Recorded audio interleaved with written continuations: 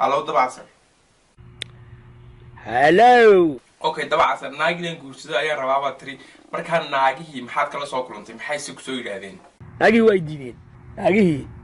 way diideen no adu nin siriisaytuunka si fiican dadka ugu duugana waa tahay ma garanaysaa marka laakiin adu maxaad u malaynaysaa inay naagahani kugu diideen malaha waxa run islaama isoo caayo meelaas ka soo hadlaayo laha geedkii baa ka jilcay oo ka baqay dabcasaro ma xasuustaa soo istaagtay inaad dhigtay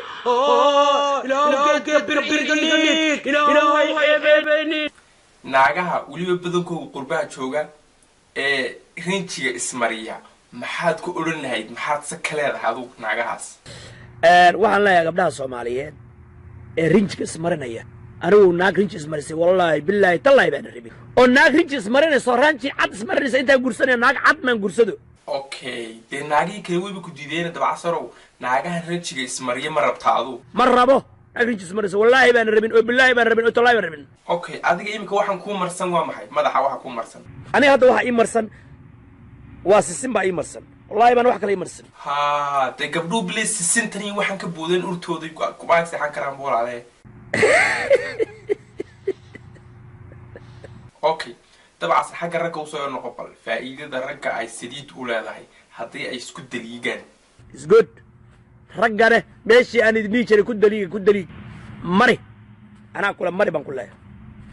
korkiisa maaragtay dhabarkiisa kore saliida mari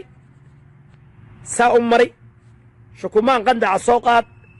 saas korka uga mari